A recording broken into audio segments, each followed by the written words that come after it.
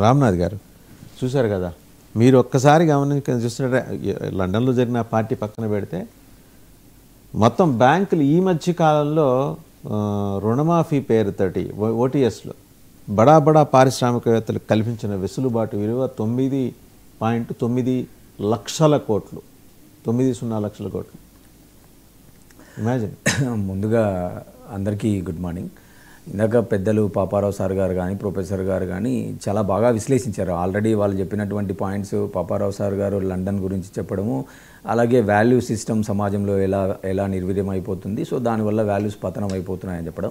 ఇందాక sir professor గారు చెప్తూ సార్ చాలా మంచి అంశాలు చెప్పారు. నేను కూడా ఇందాక మీరు నైట్ ఈ డిబేట్ అన్నప్పుడు కొంత మాండాకు లెక్సాలజీ ఇట్లా కొంత లీగల్ సైట్స్లోకి వెళ్ళినప్పుడు ఏంటంటే మనకున్నటువంటి ఏదైతే ఇండియన్ ఎక్స్ట్రాడిషన్ యాక్ట్ 1962 ప్రకారము మనకు దాదాపు ఒక 49 దేశాలతో మనకు ఎక్స్ట్రాడిషన్ అగ్రిమెంట్ ఉంది.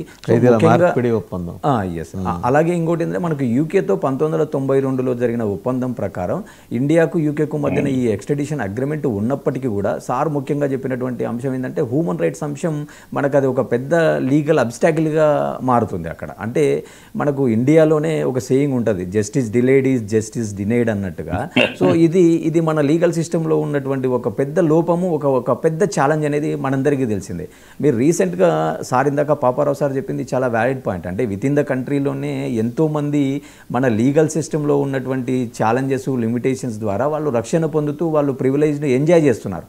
రీసెంట్గా ఒక జస్టిస్ మార్కండే కజ్జు గారి గురించి అందరికీ తెలుసు మన దేశంలో. ఆయన రీసెంట్గా ఒక 2 వీక్స్ ఎగో 1 మంత్ ఎగో మధ్యప్రదేశ్లో ఒక కేసు జరిగింది.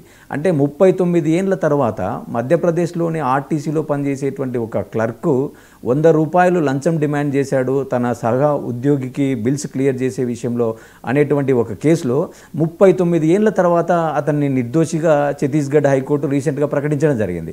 సో అంటే న్యాయం జరగడం కోసం ఒక సామాన్యుడు 39 ఏళ్ళు నిరీక్షించాల్సినటువంటి పరిస్థితి. అంటే ఇక్కడ రెండు విభిన్న కోణాలు ఉన్నాయి ఇందులో.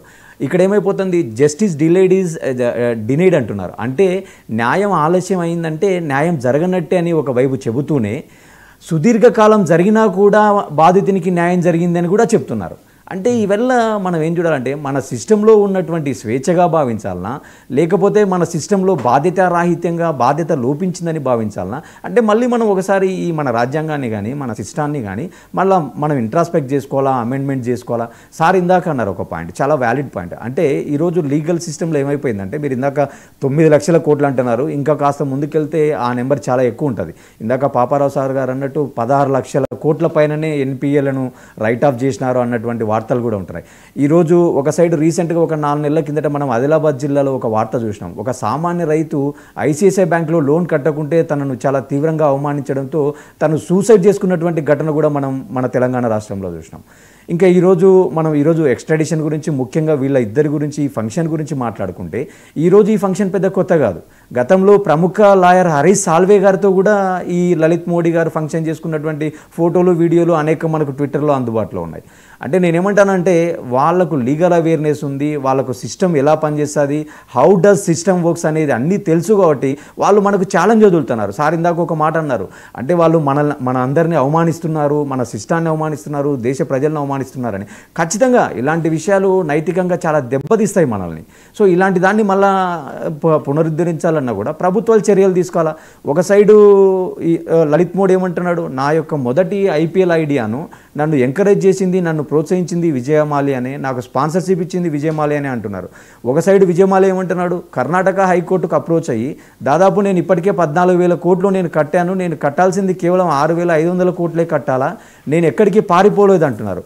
ఆయనకు కూడా సమాజంలో భిన్న స్పందనలు ఉన్నాయి. సార్ ఏమన్నారంటే కామన్ పీపుల్ నుంచి ఇలాంటి వాళ్ళని పట్టుకురావాలా, తీసుకురావాలా అంటున్నారు. కానీ ఒక సైడు హై ప్రొఫైల్ పీపుల్, పెద్ద పెద్ద ఇండస్ట్రియలిస్టులు ఏమంటున్నారంటే, విజయమాల్య పారిపోలేదు కదా, ఆల్రెడీ అతను 14,000 కట్టాడు కదా, ఇంకా కట్టాల్సింది 6,000 కోట్లే కదా అని ప్రముఖ పారిశ్రామికవేత్తలు కూడా ట్వీట్ చేయడం నాకు కనపడింది. Harsh Goenka or somebody they are tweet like this. So నేనేమంటానంటే ప్రతి అంశంలో ఎలా అయితే భిన్న అభిప్రాయాలు, భిన్న వాదనలు ఉన్నాయో, ఇదే అంశాల్లో భిన్న అభిప్రాయాలు వ్యక్తం కావడానికి ప్రధాన కారణం అంటే స్థూలంగా మనం ఒక కన్క్లూడ్కి రావాలనుకుంటే మన న్యాయ వ్యవస్థలో ఉన్నటువంటి లోపాలు, న్యాయ వ్యవస్థలో ఉన్నటువంటి లిమిటేషన్సే ప్రధాన కారణం అంటాను నేను. రైట్. ఒకసారి పాపారావు గారు దగ్గరికి వెళ్దాం. పాపారావు గారు, జస్ట్ ఒక